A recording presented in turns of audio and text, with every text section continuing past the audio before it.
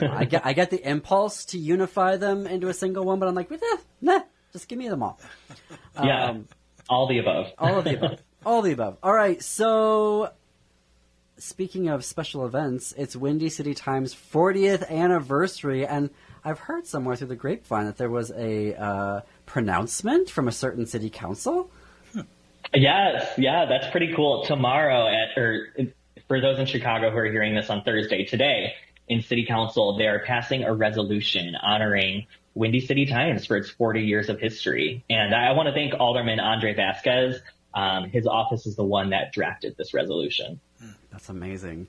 And also coincides with a special get-together that's on Thursday evening.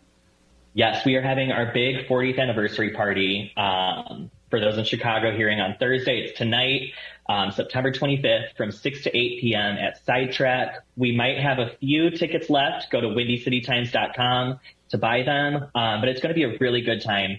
It's Anna Deshawn, who writes our Black Lines newsletter, and she founded E3 Radio. She's emceeing the event. We have beats by the legendary DJ Laura Branch, VD Girl, who I see at Smart Bar. She's amazing. She's DJing as well. Taylor's Tacos, a wonderful queer-owned business, is catering food. Ooh. And we'll have some speeches from me, which I don't know. We'll see how that goes. No, I'm kidding. Tracy's going to speak, and so is Achi Obejas, who is a former contributor and columnist for Windy City Times. And her new book, The Boy Kingdom, El Reino de los Veranos, is coming out soon. It's a bisexual collection of prose poems that reflect on queer motherhood. Very cool. Wow. Will you be in a tuxedo, or it's not that formal? No, I don't make tuxedo money. Because I want to see a picture of that. Yeah, no, I have a cute shirt. It's actually right behind me. It's just a button-up, black. It's a little edgy. I'm excited to wear it. So, okay. Send us pictures. Yeah. Yes. Oh, that's very exciting. I'm so glad for all of you. And is there going to be video? Y'all should social media that so we can see the speeches. I know. I'm hoping someone does. I'm going to take videos and stuff throughout. I've never made a TikTok or a reel before, but maybe I will out of this event, Time for me to learn. If you're going to start a TikTok, that would be a good way to start. Right. Yeah. And I'm just excited, I'm so proud to work at Windy City Times. We've been doing this, not me, but the organization has for 40 years now. And that's just amazing. The first draft of our history is in the Windy City Times archives. Wow. This outlet helped push for the gay rights ordinance in the 80s in Chicago. It was a leader in the March on Springfield for Marriage Equality in 2013. Just so much impact is in this publication's archives, and to stand on that legacy has me so proud, and I'm even more proud to carry it into the future. That's great. Congratulations. How long have you been with the publication? Only almost 2 years. I did freelance back in the day, and then I just had a journey, at other news outlets that eventually brought me back to Windy City Times. Yeah. So, well, you've clearly made an impact. Thank you. Yeah, I'm really proud. I've come into my own since joining Windy City Times full time almost 2 years ago now. I'm more confident than I've ever been, happiest I've ever been. I'm truly aligned with my purpose in life. So it's been great. That's great to hear. Yeah. Congratulations. And Thank you. We Yeah. wouldn't have met you if we wouldn't have had this, which is also great. And you're a guest host of The Gaily Show now. So, it all comes together. Yeah, when you're doing what you're supposed to do, the stars just align. Exactly. Well, okay, folks, go to windycitytimes.com. There are a variety of newsletters that you can sign up for there with excellent reporting. I get them in my inbox every week. Really fun to read and look through. And you can read more of Jake's reporting every day of the week. You can go to windycitytimes.com and see all of the great reporting that they're giving us from Chicago. Thank you, Jake. Congratulations, pre-congratulations for tomorrow night, and then we'll see you back here in a couple weeks. Awesome. Thank you for having me. Thank you. All right, folks. Up next on WCPT 820 is Choose Views with Richard Chu on AM 950 Radio. It's the Matt McNeil Show. Stay tuned after that for Native Roots Radio. And then at 10 p.m. Central, step into the unknown with Greg Bakken on Ghostbox Radio. And until tomorrow, keep it queer, America. Keep it queer.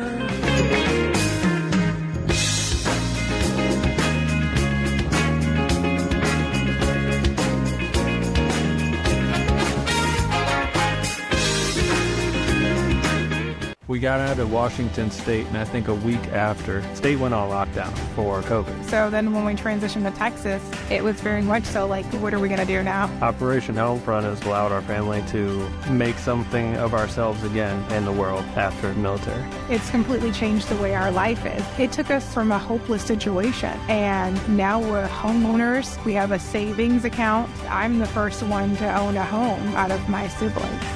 Visit OperationHomefront.org to learn more. Some people won't give you the real talk on drugs, but it's time we know the facts. Fentanyl is killing people. It's a powerful opioid, often made illegally and commonly mixed with illicit drugs. It can even be pressed into counterfeit pills that resemble prescription medications. Just 2 milligrams, about the size of a few grains of sand, could potentially be lethal. This isn't an ad to scare you, but it is an ad to make you think twice. Get the facts. Go to realdealonfentanyl.com. This message is brought to you by the Ad Council. From the heart of Chicago, it's WCPT 820. Progressive Talk Radio, where facts matter and voices fight for change. WCPT 820. AP News, I'm Haya Panjwani. Mass firings might be the Trump administration's response to a government shutdown. AP correspondent Ben Thomas reports. The White House is telling federal agencies to prepare large-scale firings if Congress fails to pass a funding bill forcing a government shutdown next week. The Office of Management and Budget says agencies should consider a reduction in force for federal programs whose funding would lapse, is not otherwise funded, and is, quote, not consistent with the president's priorities. A reduction in force would eliminate positions, a much more aggressive step than in previous shutdowns when federal workers not deemed essential were furloughed but returned to their jobs once Congress approved the spending. Ben Thomas, Washington. China has announced a new climate target. AP correspondent Karen Shamas. China, the world's largest carbon-polluting nation, has announced a new climate-fighting goal to cut emissions by 7% to 10% by 2035.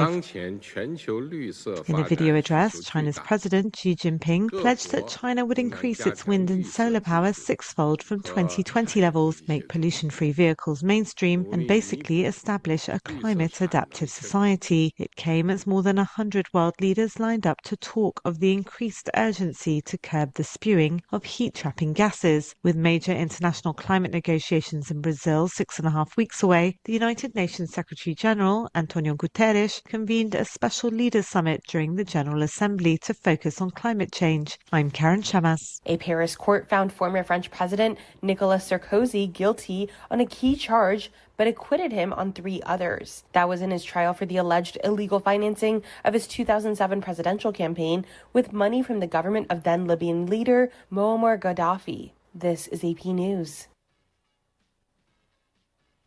A beloved figure in the college basketball world is retiring after more than 6 decades. Correspondent Gethin Coolbaugh. Sister Jean, the longtime chaplain for Loyola Chicago's men's basketball team, has retired at age 106 because of health concerns. Sister Jean became famous during Loyola Chicago's run to the Final Four in the 2018 NCAA tournament. She was often seen cheering courtside and supported the team for years. I sit here so that I don't get hit with the ball. She spoke with the AP in 2023. I think sports are very important because they help develop life skills. And during those life skills, you're also talking about faith and purpose. Sister Jean served as the team's chaplain for 30 years, becoming a beloved figure at the university. I'm Gethin Coolbaugh. More on the story on apnews.com. I'm Haya Panjwani, AP News. This is 820 AM, WCPT Willow Springs, and streaming worldwide at WCPT820.com. We are Chicago's progressive talk, where facts matter. Now, your WCPT 820 weather update. From the Weatherology Weather Center, I'm meteorologist Jennifer Wojcicki. Skies will become mostly sunny here for today with a high in the mid-70s. Winds out of the north around 5 to 10 miles per hour, gusting as high as 15. And then for tonight, mostly clear with a low around 56. By Friday, sunshine, a high around 80 degrees. Saturday, plenty of blue skies and sun and a high around 83. That's your latest Chicago weather update. Currently, it's 63. Hey, Tom Harbin here. Mark your calendar for Wednesday, October 15th at my favorite deli restaurant, Max and Benny's in Northbrook. I'll be there talking about and signing copies of my newest book, The Last American President. This is a free event for all my WCPT listeners. Just register on WCPT.com. Attendance will be limited to the first 100 people, so please go to WCPT.com to register today. Max and Benny's, 7 p.m. Wednesday, October 15, 461 Waukegan Road in Northbrook. Tag, you're it. WCPT 820, Chicago's progressive talk, where facts matter. Welcome to Choose Views with Richard Chew. Get ready to dive into a world of insightful conversations and thought-provoking discussions. As progressives, our job is to have an all-inclusive, full-on assault with all of our players. A show that focuses on moving our political, social, economic, gender, and cultural conversation forward. And all of our players means all of our players. It's Choose Views. And now, here's your host, Richard Chew. Good Thursday morning, progressives. Chins up and shoulders back. It is time to fight. Yes, it is. Welcome to the September 25th, 2025 edition of Choose Views. There you go, 773-763-9278. Glad to be with you guys. Find my show on Facebook Live, TuneIn Radio, heartlandsignal.com, and YouTube. You can email me at richard@wcpt820.com. Follow me on X, Instagram, LinkedIn, Facebook, Blue Sky, Threads, and Substack. Also, catch all of our shows by subscribing to our WCPT podcast on Apple Podcasts, Spotify, and iHeartRadio. There you can get Choose Views, featured interviews, Joan Esposito, live, local, and progressive, the great Patty Vasquez driving you home, and the big picture with Edwin Eisendrath. Out Chicago and our other shows and interviews, which you will all appreciate. You should check them out no matter where you are on the planet. And that's where you can also obviously make your way over to our heartlandsignal.com digital platform. What's happening in Heartland this morning, a couple of good posts that you guys want to check out on X. Michigan State Senator Veronica Kleinfeld, a Democrat from East Point, calls out Senator Joe Bellino, Republican from Monroe District, after he blames the left for what happened 2 weeks ago. And of course, that's what the Republicans are leaning into. They leaned into the same thing down in with this the ICE van that got shot and the people that were killed. Immediately they're going down the path. It's leftist. They need to be careful with that. You can also catch the clip that we put together for my interview with U.S. Representative Congresswoman Robin Kelly and her discussion around ICE and the Broadview protesters that were out and about last week.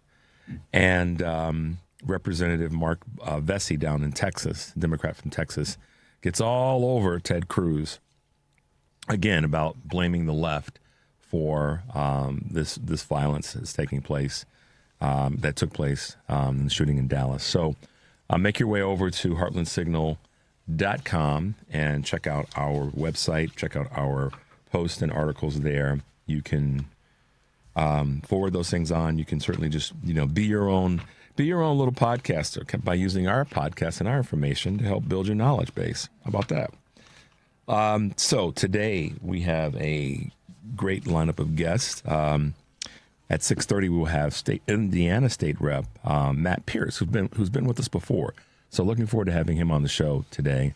And then cancer survivor. We've been trying to talk to different folks from some of the different organizations that support some of the medical concerns that all of us have. And from and through the American Cancer Society today, we'll have Bill Zdenek with us in the 7 o'clock hour talking about preparedness, early screening and such when it comes to cancer, specifically prostate cancer for men.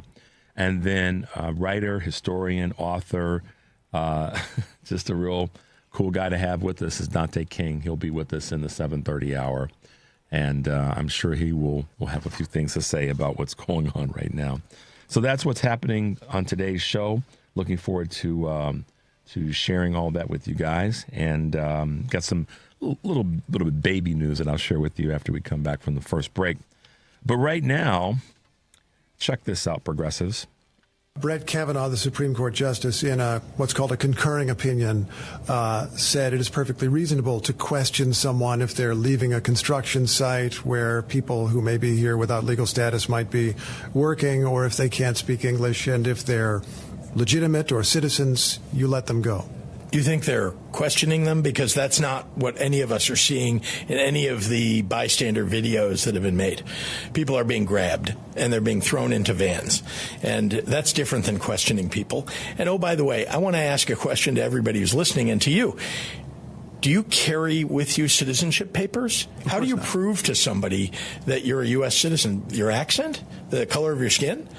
That's not the country we live in. You know, you shouldn't have to walk around with papers the way that they did in the early days of Nazi Germany to prove that you belong and that you're not one of them. And that is essentially the kind of country that we're becoming if you allow ICE to simply grab people after racial profiling.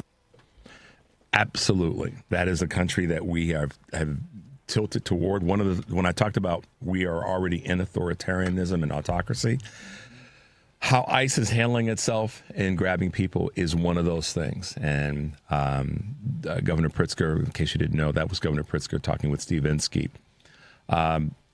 We're there, and we have to fight back and push back. But he's right. Every video that I've seen, there's not been maybe a couple, but the majority of the videos that I've seen taken by anybody have been ones where the ICE agent or agents are grabbing, pushing, snatching people physically to get them into vehicles, into vans and other vehicles.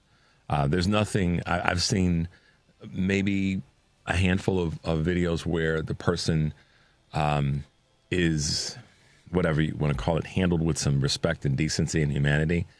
So the lie that the right is trying to tell that, that the violence is coming from the left and that the illegals need to be, taken away and removed from this country, it's just that. It's a lie. And, show me a video where like I said, I know that there are those that are out there, but they're few and far between where an ICE agent or agents, plural, have gently or in a respectful way, been, I hate to even use the word removing people, but, arresting people. And so we're irrespective of the manner in which, I shouldn't say that it's not important, the manner in which people are arrested or detained, it matters. What matters about it most, I think, is if they're doing the right thing, if they actually know for a fact, if they have the warrant, if they have all the things in place, then you would hope that a person would go peacefully. As awful as it is, I'm being very assumptive here and using my privilege, frankly, to say that. I know that. I recognize that. But the agents are the ones that should be the ones that should control the energy and control the narrative. They know now that people are scared and frustrated and worried and all these things. So rather than, snatching and grabbing people, try to find a way, because I haven't seen one time. I've seen a few times. Let me clear that up. I've only seen a few times where an ICE agent actually uses some form of decorum. And I know that the things that we see on social media are going to be the ones that get us riled up. I get that. So I'm fully aware of that. But if this is a process that, is going to have to happen, and clearly it is, then the agents need to be doing a better job of how they're doing it. And there's too many times where there's agents that are, pepper spraying people, like the woman this past weekend in Broadview, tried to chokehold her, and the list goes on. And the fact that so if someone says to me, well, Richard, the majority of the time, the ICE agents are pleasant, they're nice, they're this, that, or the other. Okay, let's just say that that's the case, Henry. Then if that is the case, then why are we seeing so many of the videos of people that are not acting in that way? And, if you show up at my house or wherever and you don't identify yourself and you don't have any papers, or you get out of a vehicle that looks suspicious, I am not necessarily going to be compliant until you prove that you have the right You can't just walk up to me and say, hey, show us your ID and whatever, or come with us. So, any of that. I appreciate the governor speaking to that and letting people know that how this is happening is not acceptable. Some of the current events that we I want to remind you guys that we're paying attention to. Once again, kudos to Jimmy Kimmel for not bending the knee to Trump and not just doing a show, but doing it with some aplomb and with the ongoing humor that he has. This is one that I'm actually very happy to see and hear. The Senate Judiciary Democrats launched an investigation into the alleged Tom Homan bribery. I'm glad to see that the Dems are doing that. The interesting thing about this Kimmel situation is there's also an investigation that's being escalated into Trump's co-conspirators and TV corporations that refused to air the Jimmy Kimmel show night before last. So the Oversight Committee Democrats are launching yet another investigation there. So that's a good thing. And then we're going to call it Escalator Gate, because now all of a sudden Caroline Leavitt, who lost her you-know-what, has a meltdown and accuses the UN of intentionally stopping the escalators on Trump. I mean, girl, get a life and spend time on that's not you spending time, wasting time on that, talking about that is not what the country needs right now. And to investigate the UN on that is crazy. And this is another one that I just got to throw out there in terms of recent things that took place in the last 24 to 36 hours. This is why I said Fox News needs to be gone, and certainly some of their hosts. So now we've got a Fox host. Last week we had a Fox host that said that we should be, euthanizing homeless people. He should be gone for that. Now we have another Fox host that said that they should bomb the UN. Did you hear that? Jesse Waters said that. Look it up. I'm not lying. And he gets away with it, man. So don't give me this garbage from the right. Nobody on the right. No garbage about it's the left, it's the violent. No. Two of your boys. All right, Henry, let's take a break. The number is 773-763-9278. You're listening to Choose Views on WCPT AM 820 in Chicago, WARR 1520 AM at 103.5 FM from Warren County, North Carolina. I'm Richard Chu. We'll be right back.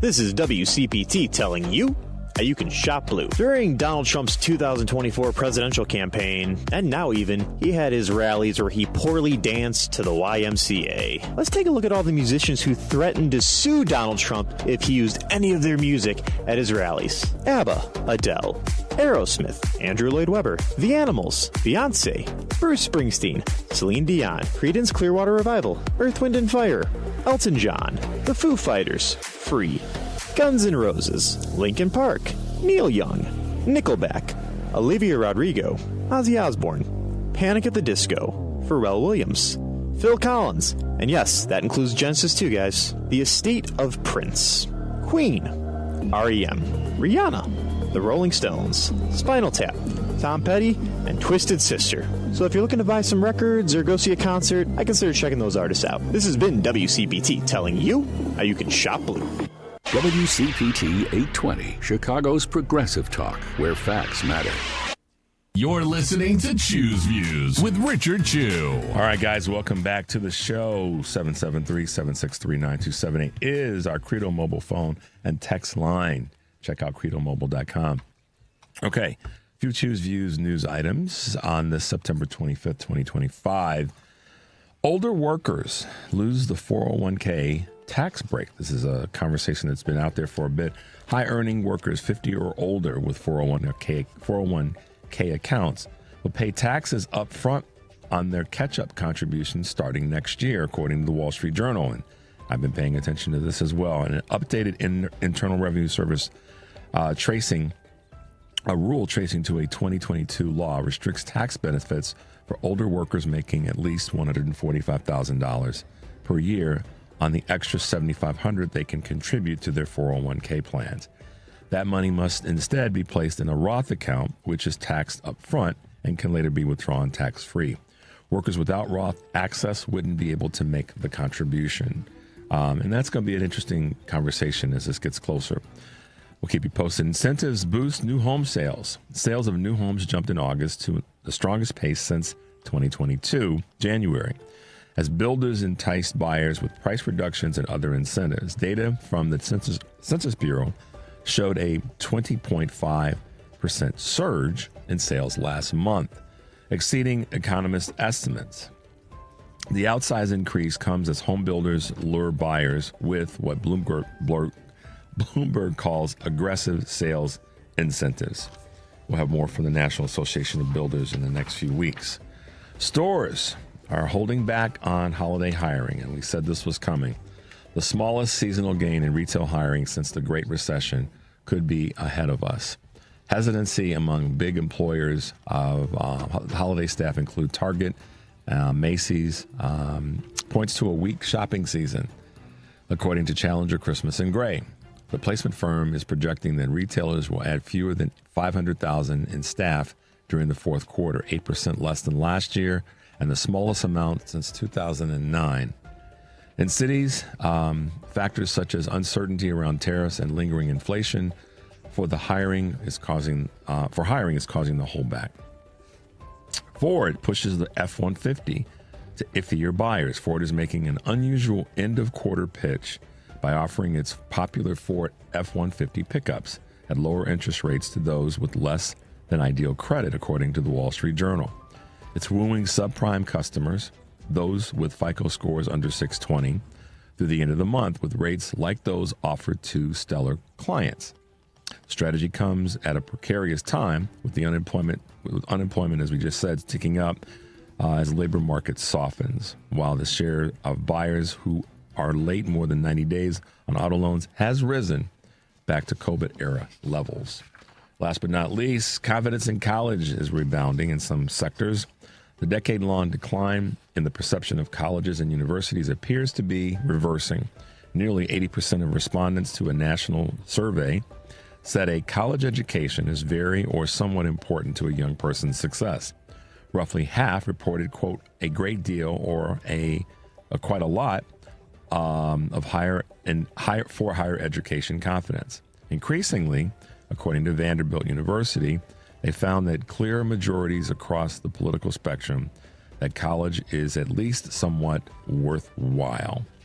So there you go, guys. A couple of items from Choose Views News this September 25th, 2025. So what else is happening? All right. Today on Live, Local, and Progressive, guess what? I'll be sitting in for Joan Esposito. Yep, me, Richard Chu from Choose Views, will be back from 2 to 5 today sitting in for Joan Esposito. And our guest will include Tom Hartman, author of the new book, The Last American President, A Broken Man, A Corrupt Party, and A World on the Brink. Matt Gertz, senior fellow at Media Matters and social media personality and author, also known as Brooklyn Dad Defiant, will be with us, with me this afternoon from 2 to 5. That's Live, Local, and Progressive Central here on WCPT, heartlandsignal.com, and TuneIn Radio. Tonight on Driving It Home, Patty Vasquez will be joined by Dan Schaefer, creator of the Recombination Area and political editor at Civic Media in Wisconsin. Rick Smith, the host of The Rick Smith Show, weekdays 7 to 8 p.m. Here on WCPT. And that's Driving It Home with Patty Vasquez, weekdays 5 to 7 here on WCPT, the Heartland Signal website, TuneIn, YouTube, and Facebook. And then tomorrow is Friday, so Karen Byrne, co-host of True Blue Politics podcast, will be with us. And Bushra Amawala, Democratic candidate for Congress in the 9th District in Illinois, will also be joining me tomorrow morning. So, yes, guys, I'll take a little bit of a break, and I'll be back this afternoon to fill in for Joan. So that's how we do it here. We keep the team moving forward.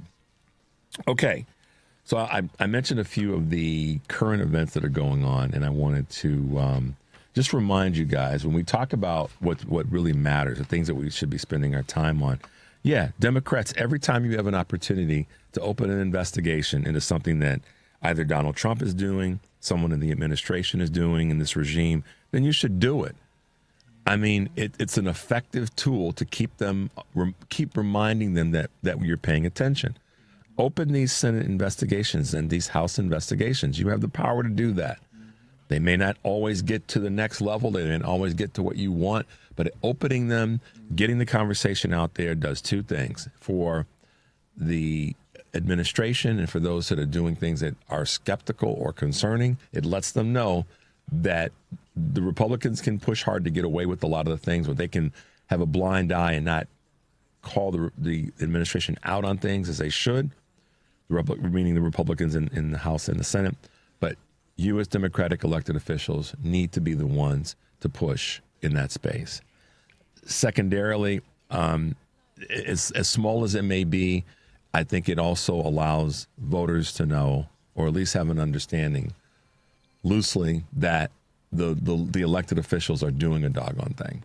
So these investigations, when you don't have the votes, that's the direction that you should be leaning in, or at least part of the work that you should be doing, in my opinion, rather than wasting time like Caroline Levitt is on creating another situation where we're wasting time and resources on investigating and accusing the UN of stopping the escalators intentionally. From what I read, Henry, they have issues with the escalators. They stop. It's a issue that they've got there. Who knows? But to start an investigation in that, why don't you investigate why the tariffs are not working? Why the taxes, also known as tariffs, are causing so many problems? That's what I want to know about. But before we get to the bottom of the hour, let's grab a quick call. Let's go to Andre. Good morning, Andre. Welcome to the show. Good morning to you, Mr. Chu, and thank you for having me. Absolutely. What's going on? Yes, I want to comment just quickly on what you said about Fox News needs to go. Yeah. I agree with you 110% because it is a propaganda arm of the right-wing party and Donald Trump. And I think that things happen with a campaign. Example, what happened with Jimmy Kimmel and all the people that poured out. There needs to be a campaign against Fox News because we always talk about it, but there's actually been no active campaign against them and the lies they tell. And a lot of these shootings, the relatives of some of these people that did the shooting, their relatives say that the person was an avid watcher of the Fox News. So they'd be getting indoctrinated. There's a lot of people that's getting radicalized and indoctrinated through listening to Fox News, and that needs to be highlighted. So that's what I want to add this morning, Mr. Chu. It's a great point, Andre. And, will anything happen? Will they do anything? Who knows? But we do know this, that Fox gets away with. I mean, let's say this again. They're the only network that's been sued and had to pay almost $1 billion for what was proven to be lies. And so now, we have a federal government that's not going to do anything to hold Fox to account for what their reporters are saying and doing, their hosts are saying and doing. So, we know that the federal government's not going to do anything in that space. My wish is that, that Fox would say, these guys have got to go. But that's probably not going to happen either. Well, real quick, in addition to that, Mr. Chu, you've heard for years that people say, well, you can't cry fire in a theater. Well, let me show you where that applies to what we're talking about with Fox News. If you have a fire in the theater and there actually is a fire, you won't be in trouble. But if you holler fire just to incite a riot, then you could be held accountable. So a lot of the things that Fox News is doing, they are saying things that are not true. So if you go by the doctrine that I just said, then they're guilty of hollering fire in the theater because there's no actual fire when they say these things. The things they're saying are not actually happening. Thank you, Mr. Chu. All right, Andre, thanks for calling in. We appreciate your call this morning. All right, let's see. We'll take a quick break. Should we do that, Henry? Yeah, we'll take a quick break, and when we come back, we'll be talking with one of the representatives out of Indiana that we've had on before that I'm looking forward to chatting with again. Had a couple things that we wanted to chat with him about today. So the number is 773-763-9278. You're listening to Choose Views on WCPT AM 820 in Chicago, WARR 1520 AM and 103.5 FM from Warren County, North Carolina. I'm Richard Chu. We'll be right back.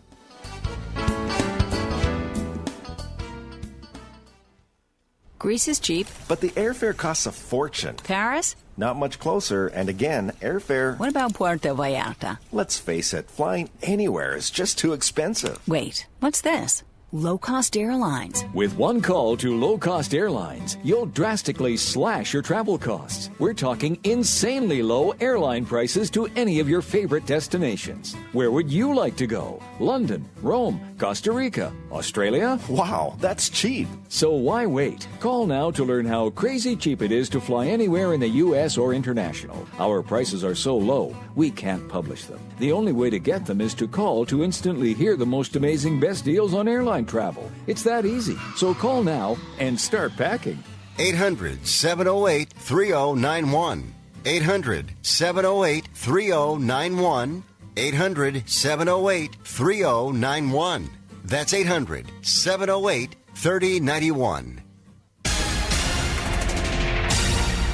You're listening to WCPT 820. Here's the latest Chicago weather update.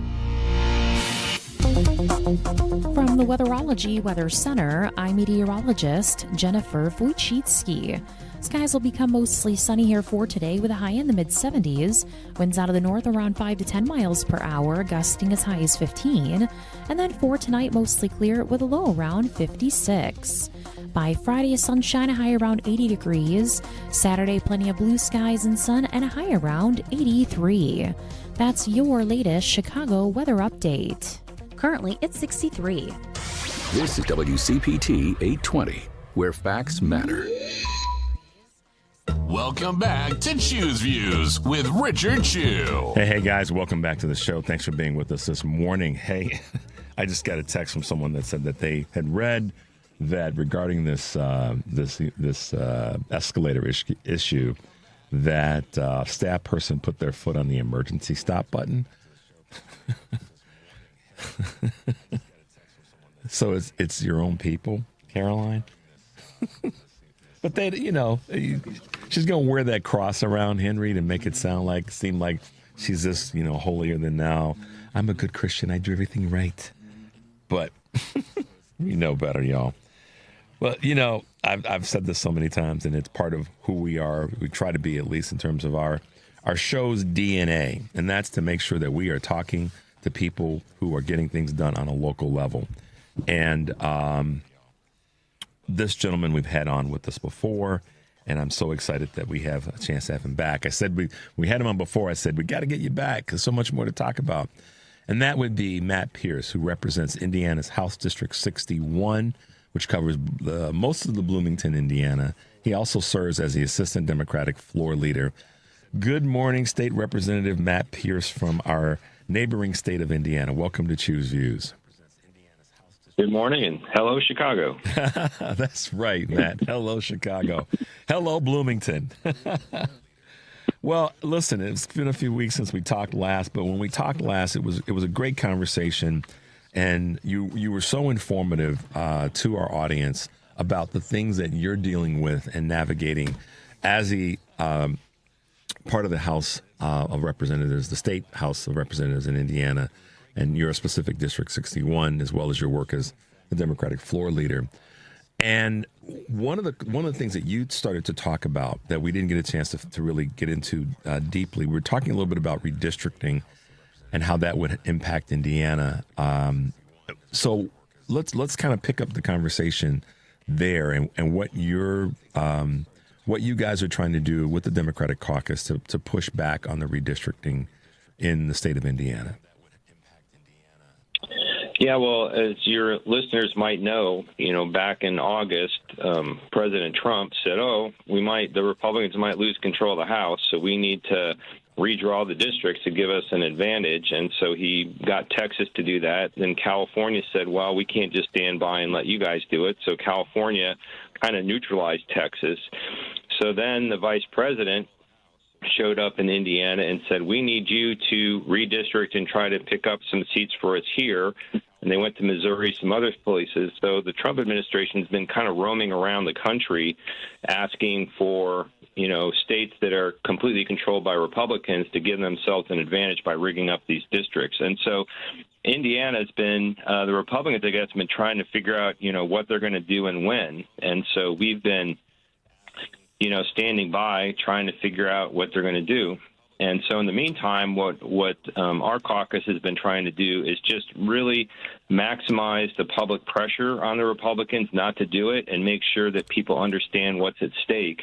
I mean, I've never seen anything like this where people just blatantly say, well, we can't win with our ideas or our jobs that we've done have not been good enough to maintain Congress. So we just have to go and kind of cheat, basically, and rig things up right in the middle of a decade when you're only supposed to redraw these maps after the census every 10 years. Yeah, and you guys have stood, as I use this phrase often, stood in the void of trying to, prevent this from happening or push this in a direction that, is going to keep it fair, to use that word.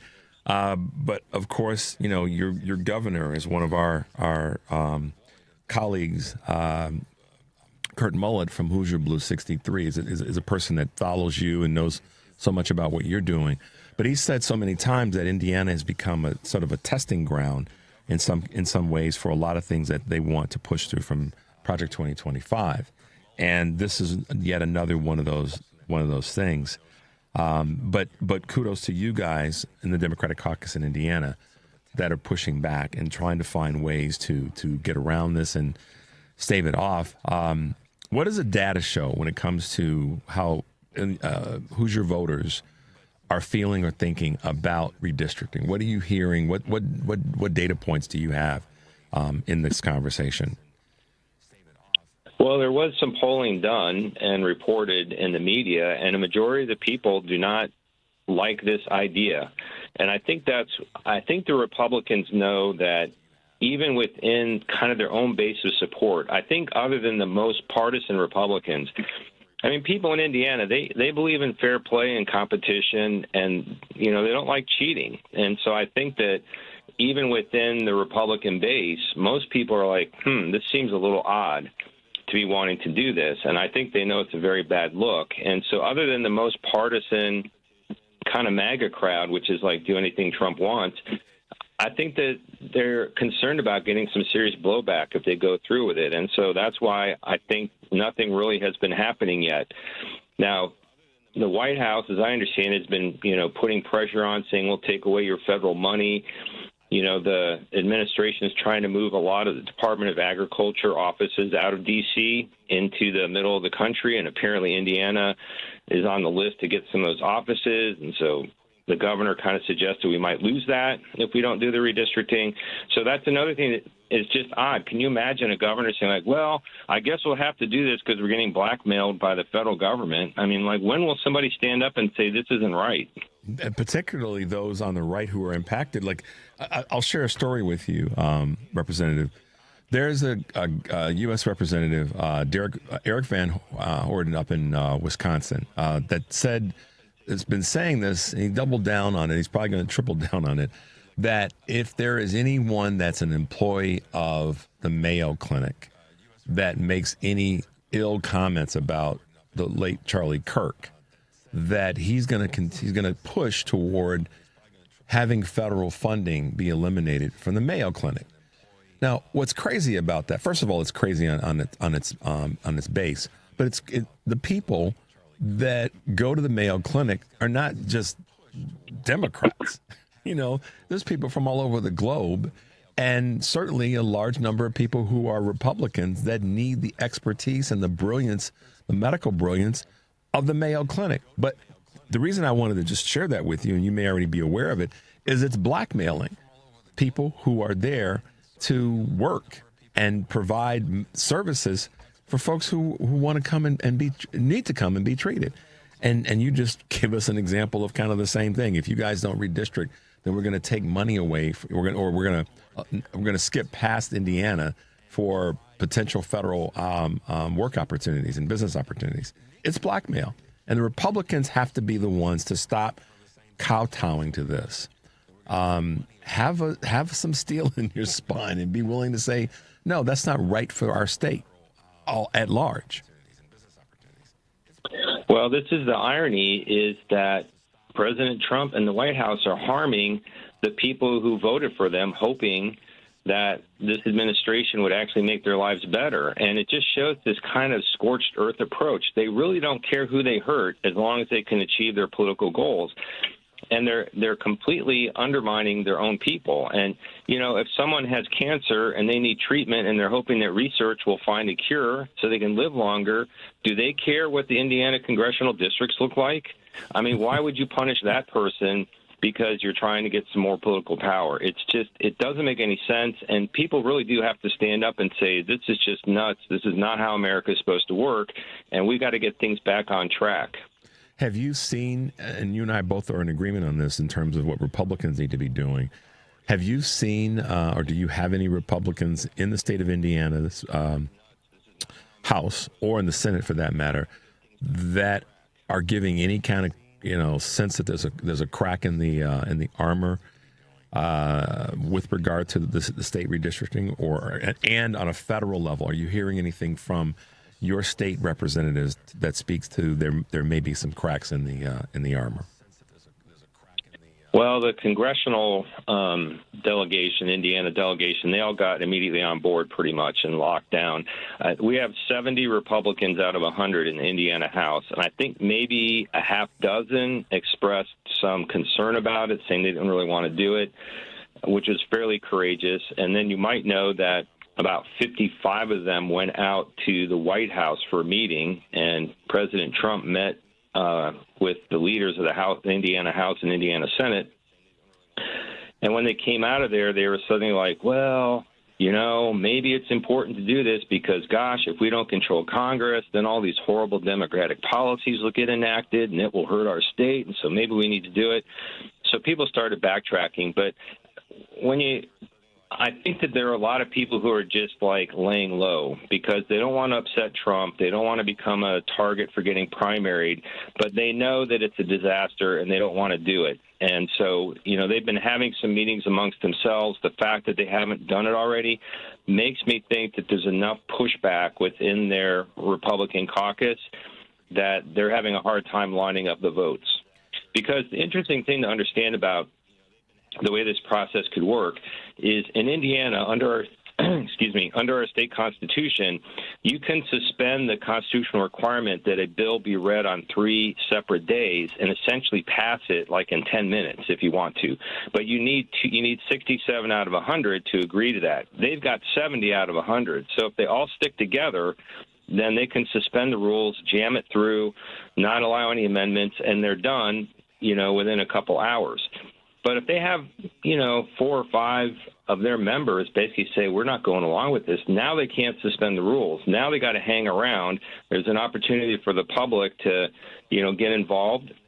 They have to go through the regular process, have committee hearings, and it's a whole different kind of thing. So what I'm really looking for is, will 4 or 5 of those Republicans basically say, we are not going to vote to suspend the rules and jam this thing through. We're going to at least stand up for going through the regular order for how you pass a bill.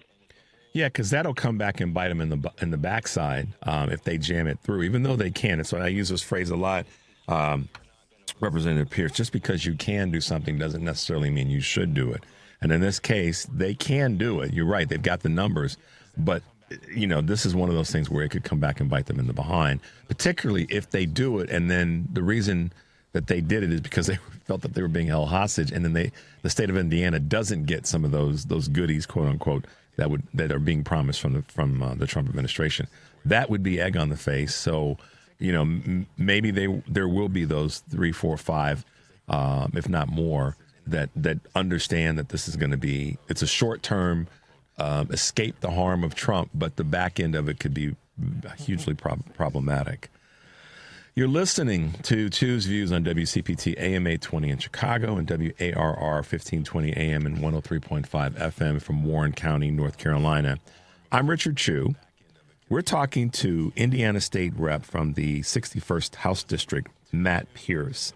Representative Pierce, again, it's always great to have you with us and have you on the show, given you are one of our neighboring Democrats and neighboring strong leaders in a state where you guys, I use this phrase, you guys are catching hell every day dealing with your Republican, and I stopped myself, Representative Pierce, from allowing you guys to use the word colleague because you're not your colleagues. I've said this to some of our U.S. representatives that we've had on. We got to stop using the word colleagues. They're not our colleagues at this point. They're not here to help get things done for the greater members of any particular state or the country. Your state attorney general, my goodness, Todd Rokita. Talk a little bit about this Eyes on Education portal and this Eyes on Education thing that he's trying to, drop on the state of Indiana when it comes to education. Well, when you talk about tripling down on an issue, so the Indiana Attorney General, Todd Rokita, he has just been super MAGA on this idea that we have schools full of leftist teachers who are indoctrinating their students with critical race theory and trying to turn them into trans kids, and all these horrible things are happening. And so he set up this crazy website where people can just kind of anonymously throw out allegations that teachers are doing something wrong in the classroom, which is, pretty Orwellian, to have this kind of surveillance network he's trying to set up. And then just recently he said, hey, school districts, if anybody says anything bad about Charlie Kirk and his unfortunate assassination, you got to fire those people. And there's no First Amendment problem, so go for it. So now he's pressurizing these school districts to try to comb through everybody's social media and see if they've said anything remotely negative about Charlie Kirk. And if so, they're supposed to immediately lose their job. So, so much for open discussion of ideas and, free speech really mattering, even when you don't like the speech. Apparently, Todd Rokita only likes the First Amendment free speech when it suits his own views. Well, so here's a couple of holes that you and I can punch into this. You as an attorney, you know the legal parts of this. Me as not an attorney, but one that has spent a lot of time understanding how you can create something that ultimately creates a legal parallel. So here's one, and you probably have already thought about this. So what's going to happen if there is a person that's going back to the Eyes on Education? If there is a quote unquote teacher who gets reported and they said something that is perceived as inappropriate and indoctrinating material, which what's the real standing in that? And they report something, and it turns out that teacher's reported, and it turns out that that's a right-leaning person, but there's no firing and there's no reprimanding of that person for what they said, and they're right-leaning. So then we have an issue when we've got bias in this Eyes on Education, because his objective seems to be to go after quote-unquote left-leaning or center-left educators, if you will. But now if someone from the right says something that would fit into the inappropriate and indoctrinating materials and they don't get punished, that will turn up again as another egg on the face of Republicans reaching too far, don't you think? Well, the other thing that's kind of interesting to me is they're not thinking in the long game. I mean, if they establish these precedents that whichever party happens to have power can essentially shut down the other side's speech, they're not going to be in power forever. And then they're going to have to, deal with these precedents that they set. I mean, it's just so ironic to me that Republicans like Todd Rokita spent decades complaining about cancel culture and how unfair it is that if somebody said something, there'd be a public pressure campaign to get them removed from their positions, and we have to stop this. President Trump even said that. And now they're completely opposite. They've thrown all that out the window, and now they're leading the charge to cancel anyone who says something, disparaging or even remotely critical of Charlie Kirk. And, where is it going to stop? We got the Federal Communications Commission chairman out there, kind of threatening people right and left that have broadcast licenses. So it's hard to know where this is going to go. But this is really, to me, the most interesting thing about this current moment in time for the Republicans is they are just jettisoning all of their principles from the past. They're kind of morphing into some kind of weird party that is like rejecting all of its past principles. The things you thought they stood for, they just don't stand for. They're like exactly the opposite now. And the reality is, Representative Pierce, they really, really haven't ever really stood for these things. I mean, we've gone along in these conversations over decades, and the truth of the matter, and I know when you look back, you can go, wow, they really didn't stand for that at all 20 years ago, 25 years ago. And you probably sat back and said, okay, well, they led us to believe, or they tried to get us to think that they stood for X, Y, and Z. But in actuality, they really didn't. And now it's, we've got so many more loud voices showing that they never really have stood for these things. Going back to this thing about the condoning political violence or condoning violence in general, one of the things that I found interesting, I said this a little bit earlier in the show, is some of the Fox people, Fox News, Fox Entertainment, day before yesterday, Jesse Waters said that they should bomb the UN. That's political violence. And they said that, and then Brian Kilmeade made the statement about, euthanizing homeless people. Those are both political and social statements of violence. So this is where I say the slippery slope, and you've kind of said in your way, is there. Because what if you've got a Republican-leaning teacher that says, oh, yeah, I agree with what Jesse Waters said about bombing the UN. Is that teacher, going to be caught up in this same they should lose their license conversations that Governor Braun in Indiana wants to see happen? So you're absolutely right. They're not going to be in power forever. And this is an area where they clearly are being incredibly short-sighted for political gain. So I appreciate you highlighting that. You said something when you were on last time, and we talked about this for a brief moment. We had to wrap up. You were talking about breaking the supermajority in Indiana, and there were some folks that were really doing a great job in terms of upcoming elections and new voices that were coming to the table. As we kind of wrap up, talk a little bit about what you see are opportunities in Indiana when it comes to breaking the supermajority.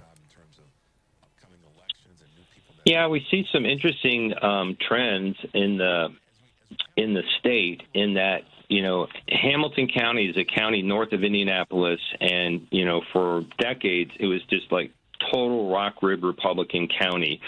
And, people would joke that you couldn't find enough Democrats in that county to fill a telephone booth, for people who remember what telephone booths are. But the thing was, that was just like, you can't do anything there. And what's been happening is that area has been trending more and more Democratic with each election, and we keep feeling like we're getting very close to the tipping point if we're not there. And that's also the fastest growing area of the state in that region.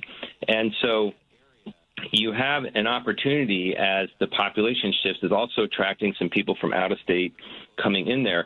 So that there's probably an opportunity for about 3 seats up in that area that are trending in a way that they're competitive for Democrats who are focused on that. And then right in the district next to me, which includes a little bit of Bloomington and goes into some rural areas of southern Indiana, is a district that literally is 50-50.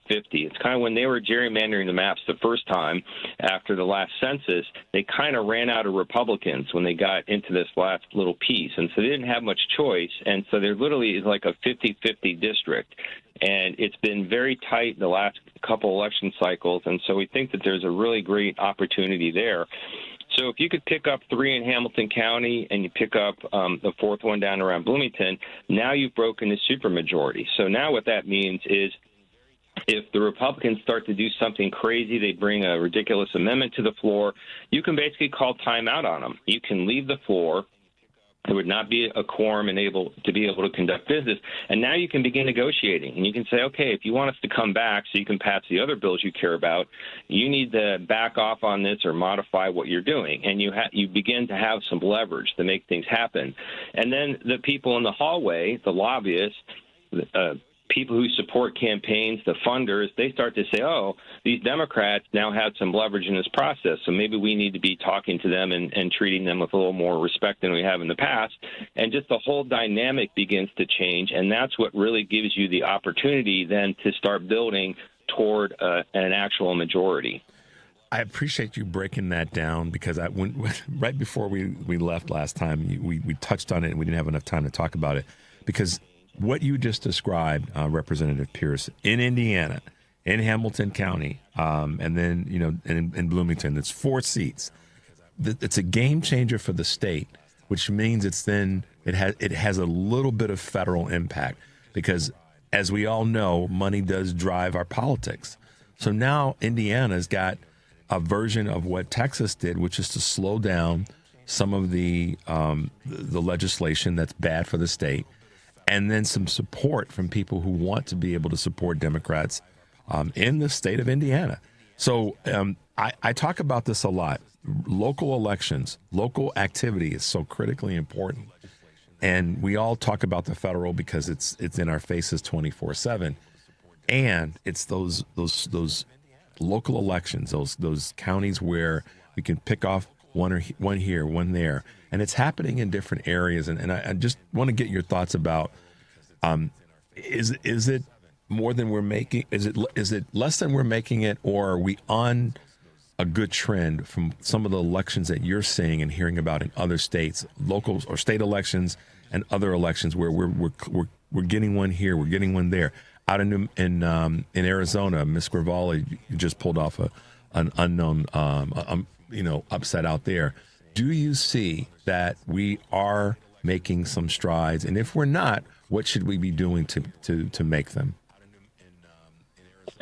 Well, I think we have a tremendous opportunity in the upcoming election because, first of all, normally in midterm elections, the president's party has a hard time. And I think we're in a situation where, Democratic voters who may not have been as inclined to be voting in midterms, I think they're kind of disturbed about what's going on, and they're quite honest. I think they're a little angry. So people are fired up. So if we can get the Democratic turnout up, and maybe the Republican turnout is not as great because Trump is not on the ballot, which is kind of the midterm dynamic, that gives you a real opportunity. But we have to be in a place to capitalize on it. So we have to, make sure we have good candidates, try to field candidates in every race that we can. And then the real battle is just getting the resources, because we are so completely mismatched on funding for our campaigns, because the Republicans, have these deep-pocketed supporters. They can kind of return the investment to people. They can do things for them in the legislature. And that makes it easy for them to raise, double the money of the Democrats. And that's only the money you can see because, of course, because of the Citizens United court ruling, you have this stuff called dark money, where you can have, 501c4s and other organizations moving money around or just directly running ads themselves to support candidates. And so all of that makes it difficult. So I believe that if the Democrats, we just make sure we field good candidates, talk to our base, help get people fired up, and raise the resources that we need to be able to send out that mail, to put up the yard signs, to get the ads on television. If we can do that, I think we'll have a successful election cycle. That's good to hear. It's also a realistic approach and view of what has to happen. We've been talking with Indiana Representative Matt Pierce, who is representing the 61st District, House District in the state of Indiana, which covers Bloomington, Indiana. He's also the Assistant Democratic Floor Leader. Google his name, Representative Matt Pierce in Indiana. That is how you can find him. And I appreciate you being with us today, Representative. We look forward to having you back and keeping us posted as to what's happening in your state and whatever we can do with our voice here to keep pushing the positive message that you bring every single day. So thanks for being with us, Representative Pierce. You're welcome. Have a great day. We'll talk soon. Bye now. All right, guys, great to have him on. Some clarity about what's happening in a red state from someone that's in a more bluish area of the state of Indiana, but still recognizes what's going on throughout the greater state in some of the counties. 3 in Hamilton and 1 in Bloomington breaks the supermajority in Indiana. The big deal about that is if we break the supermajority in Indiana, that allows them to at least have a little bit of a firewall when it comes to what Republicans are trying to do. So, guys, we're going to take a quick break. It's the top of the hour. You're listening to Choose Views on WCPT AM 820 in Chicago and 1520 AM and 103.5 FM from WARR in Warren County, North Carolina. I'm Richard Chu. We'll be right back.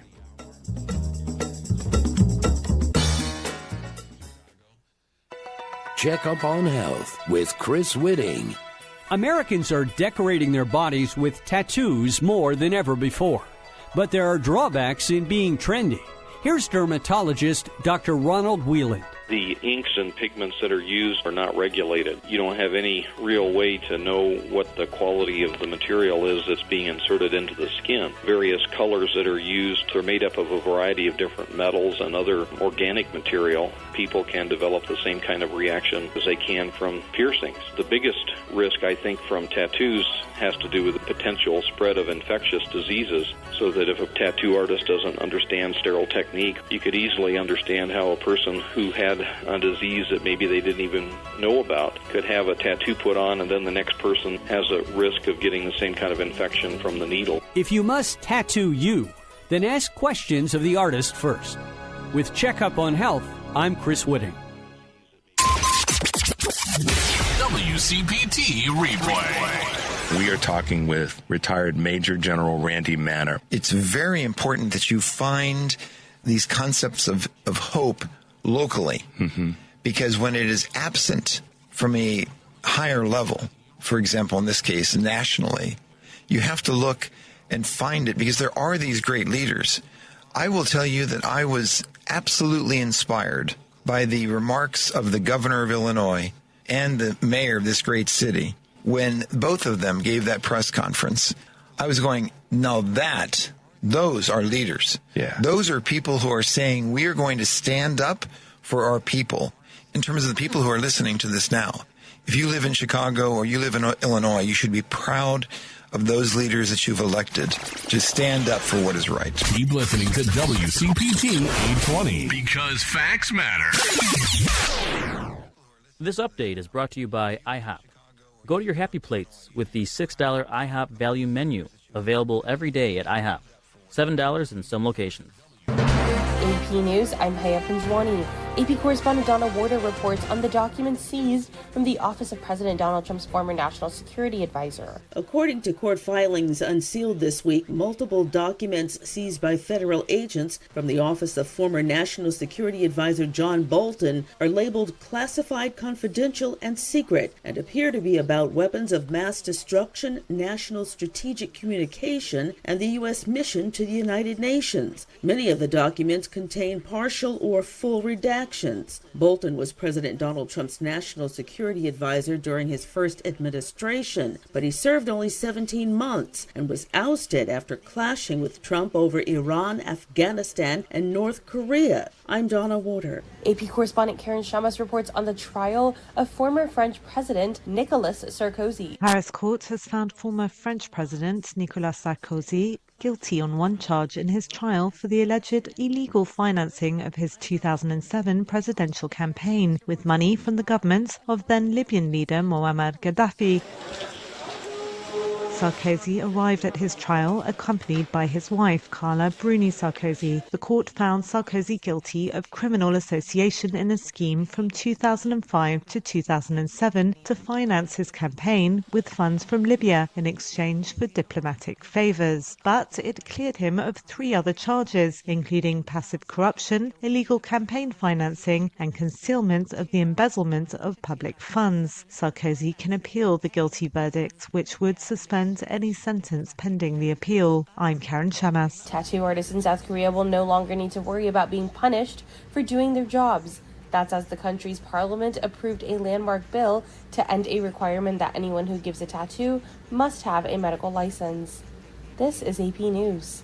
Tattoo artists in South Korea will no longer need to The AP's Lisa Dwyer reports on a pesky problem that can affect school children. According to Google Trends, since mid-August, there have been more searches for the blood-sucking parasite lice. Lice are not associated with hygiene, disease, or economic status, and there are some suggestions for prevention. Mint is the strongest prevention scent. Jacob Anthen, a franchise owner of Lice Clinics of America in Houston. Truthfully, anything that changes the scent of your scalp is actually considered a lice deterrent. Treatments can include medication and specialists. Guidelines from the American Academy of Dermatology recommends retreating for any product that can be bought without a prescription, and that no approved method can kill lice and their eggs during the first treatment. The CDC suggests machine wash and dry clothing and clean infested areas. I'm Lisa Dwyer. I'm Haya Panjwani, AP News.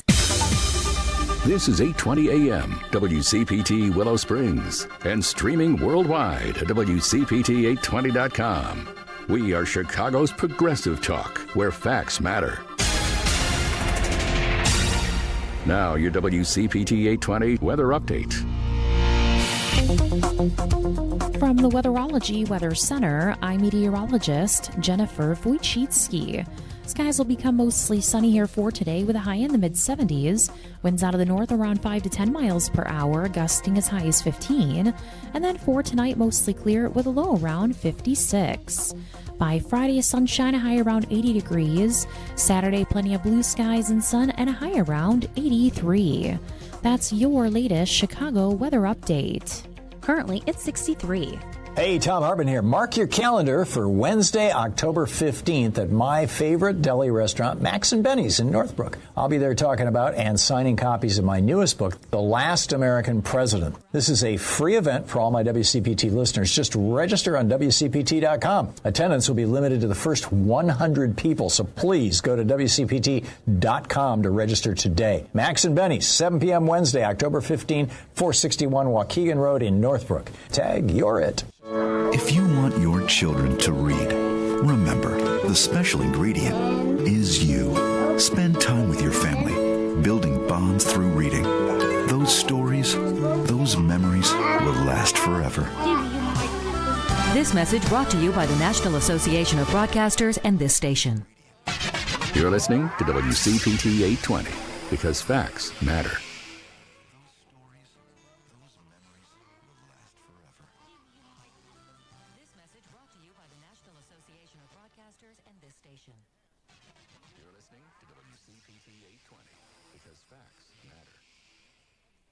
Welcome back to Choose Views with Richard Chew. Hey guys, welcome back to Choose Views, 773-763-9278. That was me with my foot on the cord. So, Henry, I got a text. I said this a little bit earlier that there is, regarding the escalator that stopped at the UN. I guess the reasoning is because one of the White House staffers put their foot on the emergency button. Anyhow, I just laughing at the idiocracy. I mean, escalators are going to stop. Things are going to stop. It's not perfect. Maybe Donald should.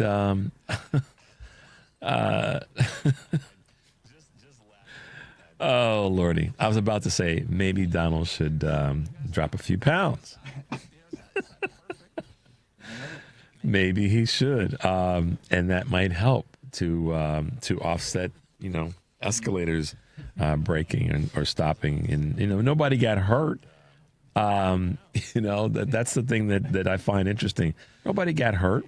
It's just, and every now and again, for me, what's hilarious around this is people think that it's, Donald Trump is just this perfection of something or other. And he's, like all of us, imperfect, but he's deeply flawed. Based on what we've seen, the presentation of Donald Trump, almost said Donald Frump, Donald Trump is a person that's deeply flawed. You can't get around that. And that's not something that the FCC watchdogs can come after anybody for. Based on how he presents, he's deeply flawed. He's a 34-time convicted felon. He's a twice adjudicated sexual assaulter. He crashed, bankrupted a casino. I'm just coming off the top of my head of the things. Can't do business with charities in the state of New York. His entire family can't. Told everybody he was this, that, and the other, and how wonderful he is, and blah, blah, blah. But at the same time, those same people that voted for him are struggling and suffering, as my Representative Matt Pierce just talked about in terms of people in the state of Indiana. So, when I hear people, get upset about something as simple as an escalator stopping for a couple of seconds, it's like, come on, folks, get a break. Take a break, whatever. Get a life. It's just like, it's an escalator. Nobody got hurt. And this just goes to show that they have no senses of humor. Because if it were me, I would be like, take a page out of his own book and say, they're trying to stop me, but they couldn't stop me. Have some fun with it. But he has no natural sense of humor. And because of that, you just know that this is a dude that is not only not fit for the job, but just a tremendously terrible embarrassment. Maybe they're trying to stop him from embarrassing himself from that awful, whatever you want to call it. I won't even call it a speech, but just a rambling, it was... I get why some of our folks in other countries, our allies, laugh at us, and because we elected this individual. All right, guys, you can catch my podcast and Choose Views featured interviews and full episodes of the podcast are available on Spotify, Apple Podcasts, TuneIn, iHeart, YouTube, and Amazon Music. So make your way over there. Great stuff for you guys to pull up and share. And also, just as a reminder, Tom Hartman's going to be in Chicago. If you're a Tom Hartman fan, he'll be in the Chicagoland area. You'll have 2 opportunities to meet the legendary broadcaster and best-selling author on Wednesday, October 15th from 3 to 5. That day, also Tom, because he and I will be co-hosting the labor panel at Iron Workers Local 63 Training Center in Broadview. Then at 7 p.m. that evening, Tom will be at Max and Benny's restaurant in Northbrook to talk about and sign copies of his new book, The Last American President, A Broken Man, A Corrupt Party, and A World on the Brink. So both events are open to the public. They're free, but you need to register in order to attend. So you can go to heartlandsignal.com/WCPT820 and click on either of the 2 Tom Hartman banners that you'll find there. So you can be able to register in advance. So make sure you do that. But yeah, and this, again, today I'll be sitting in for Joan. So that means I'll have a chance to chat with Tom a little bit about his new book, along with Matt Gertz, senior fellow at Media Matters and social media personality, also known as Brooklyn Dad Defiant. So we'll have a chance to chat with him. But this morning, we keep the train moving. We talked a little bit earlier this week about health. We talked a little bit about health and the environment last week. And today, with us is one of the people that I've been wanting to talk to for a while, and one of his colleagues with the American Cancer Society. And why it's important is, you'll see when we have Bill on in a moment, is that, health for all of us is important. And I've been talking about this for months now. Get in and see your doctors. With all that's happening with the CDC and with the Department of Health and Human Services, whether it's political or not, at the end of the day, get in and see your doctors. Get checked. And with us this morning is someone that's definitely an advocate of that, and someone that is a survivor, Bill Zdenek. And I wanted to welcome Bill to the show this morning and talk a little bit about your experiences and talk a little bit about what's important right now as we are wanting to be a better society of helping people when it comes to prevention and care for any form of condition, any medical condition, but particularly when we talk about the big C, also known as cancer. Bill, welcome to Choose Views. Thank you, Richard. I really appreciate your allowing me to come on and address your audience. Absolutely. Again, my name is Bill Zdenek. I've been an American Cancer Society volunteer for well over 10 years, and I've functioned in several different roles there. I've actually been a driver for patients to and from cancer treatment in the Road to Recovery program, and I've also worked as a patient resource volunteer at several hospitals, bringing some of the informative information we have to the patients. And the hospital that I've spent the most time at and most recent has been Hines VA. And I mention this because there is a tremendous percentage of the patients at Hines that I've seen are men with prostate cancer. And as you mentioned, Richard, I am a prostate cancer survivor myself. And so kind of know first line how important it is to make sure that people are screened properly and become aware of their risk factors. And so that was my objective here, was to hopefully raise awareness for the audience as well as some guidance on what to do next. Well, I do have... Go ahead, Bill. No. I'm sorry. You keep going. And I do have some statistics that I actually received yesterday from the Home Office, and they're very startling. It's very informative, too, and sometimes statistics bore people, but I'm going to try and highlight this for you. When we look at the state of Illinois, just to put it in a nutshell, the state of Illinois has a higher incidence rate of prostate cancer than most of the other states. And if we take a look at when people are diagnosed with prostate cancer, 1 in 8 men will be diagnosed with prostate cancer in a year. And about 1 in 44 men will die nationally from prostate cancer. In 2025, there were approximately 314,000 people diagnosed with prostate cancer, and 36,000 will die from that nationally. In Illinois, and if you compare this again with the number of states, there were approximately 78,000 residents who were diagnosed with prostate cancer. In Illinois, 23,000 Illinoisans will die. Now, you compare that to the national number of 36,000. We're leading the pack there, but not in the right way. So that leads to a question. I mean, you know, we have listeners all over the country, and so this is not something that, this is something that anybody in the country is going to benefit from in terms of the data and the statistics on a national level or on a state level, as you just broke down. But I've got to ask the question then, given that we're here in Illinois, why is that number higher in Illinois? Is there something in Illinois that's happening that, I mean, I'm genuinely curious what you know about that and what the why is. Well, it actually kind of boils down to what we were talking about before, and that is lack of awareness.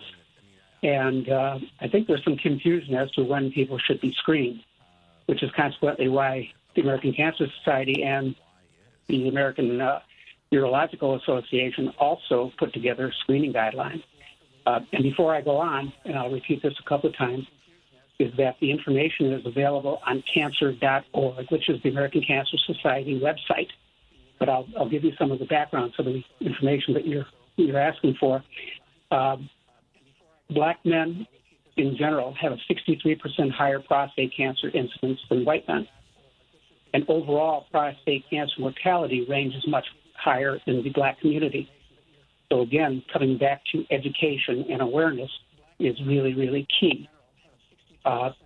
We ask ourselves then too, well, should all men be, or do all men have the same risk factors? And the answer to that is no, they do not. Should all men be screened for prostate cancer? And that again, too, the answer is actually no. So that becomes a little confusing when we're telling people, well, no. But the key is that the individual go to their healthcare provider and have an informed discussion with their physician. Because many times the risk factors they are definitely different based on age, ethnicity, family history.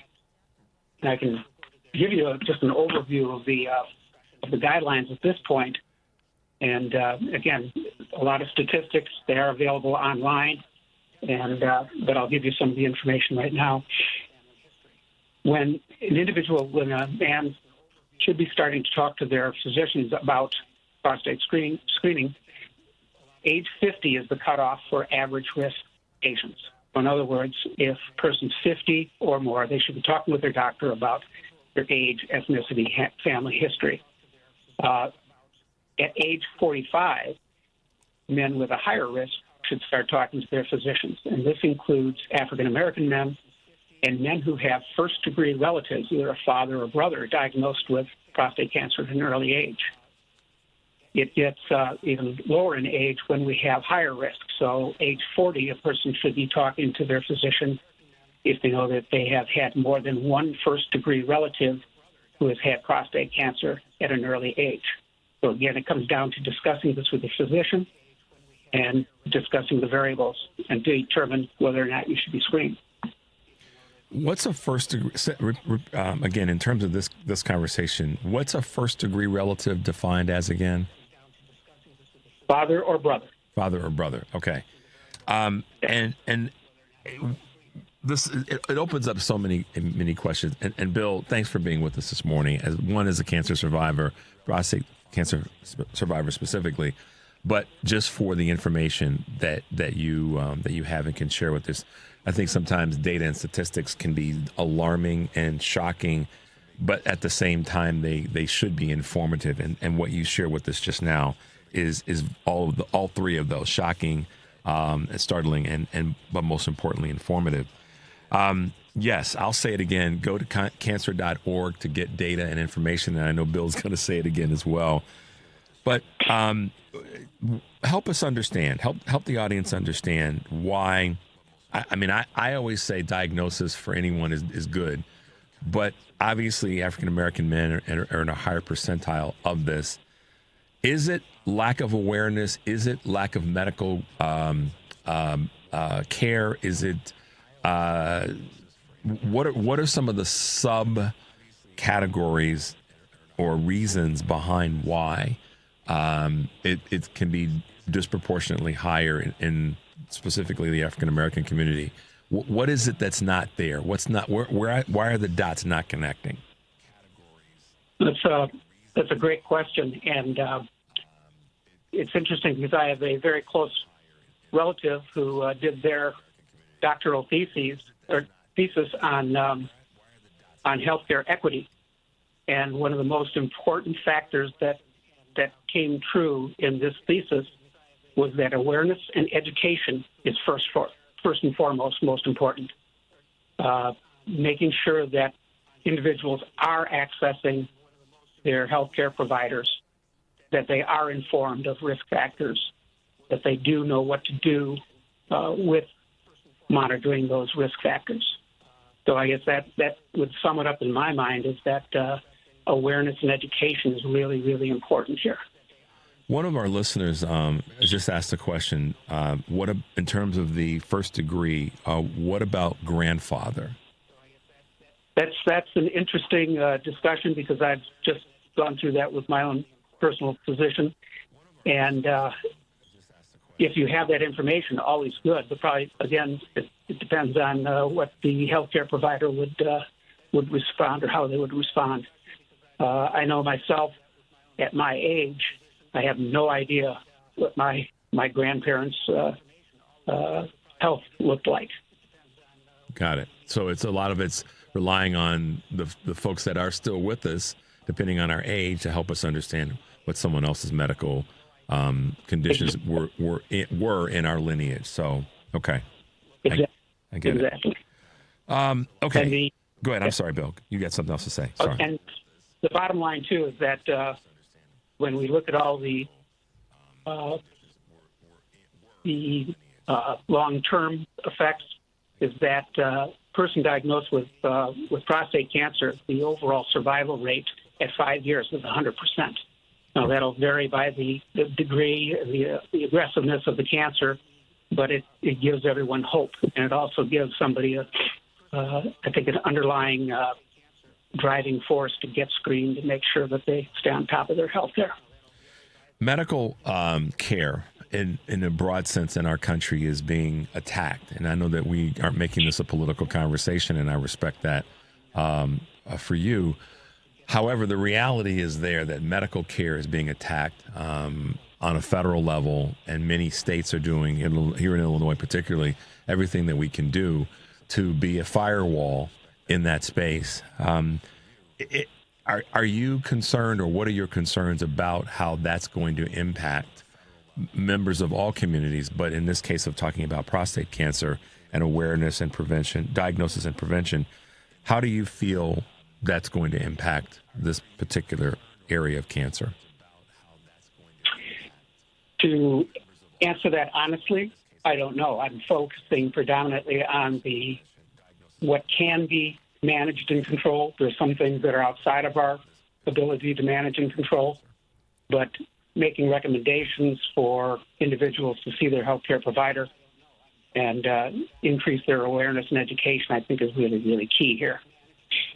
Yeah, one of the things that I've found, I guess you could say, very compelling in the conversation in general about cancer, and I know that you've been specifically focusing on prostate cancer. Is it the most common form of cancer for men after? I guess it would be skin cancer, or is it? What are the rankings there? I don't have those statistics right now, but I do know that it ranks very high with men. Okay. It's got to be in the top 1 to 3, and I'm just speaking anecdotally off the top of my head because I looked at those statistics quite a while ago. That again, too, that information is available on cancer.org. Got it. Now, you mentioned earlier about your volunteering and the work you're doing with the VA, specifically Hines. Have you seen any increased veterans at risk of cancer in general, but more specifically when it comes to prostate cancer? It seems to be a very high percentage of the patients that I see, and because of HIPAA rules, I can't ask everybody what they're doing. But I do get to see the patients that are in the radiation department, and it's significant that the vast majority ask for information on prostate cancer. So it's very prevalent, especially, as I said before, the African-American men that I've met at the hospital seems to be very prevalent. They are getting their treatment. And I'm going to toss in another plug here. One of the things that I see is, you talk about access to care and everything. Being a driver with the American Cancer Society, Road to Recovery is the program that drives patients. And I've noted that there is a distinct need for increased drivers in metropolitan areas, and I speak of specifically Chicago. So we're always trying to recruit more drivers. It's one of the challenges that a lot of the veterans that I talk to is transportation to and from their treatment. And so the American Cancer Society is doing all they can to make sure that patients get to and from their treatments on time. Is it the funding? Again, go ahead. I'm sorry, Bill. You had something else to say.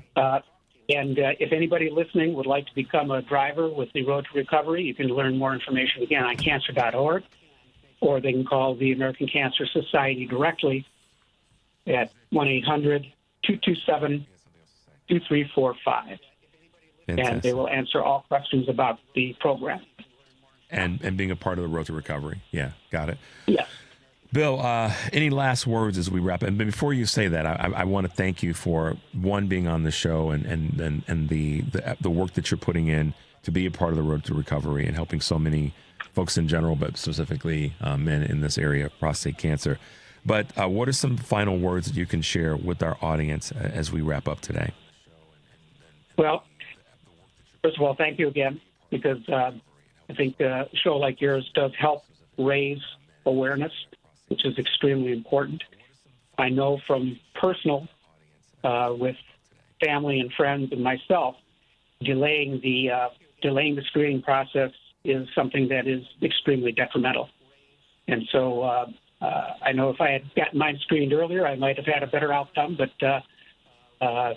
that's just a personal anecdote, and that's what my appeal is to everyone, is that make sure that you know your guidelines and get in to see your doctors.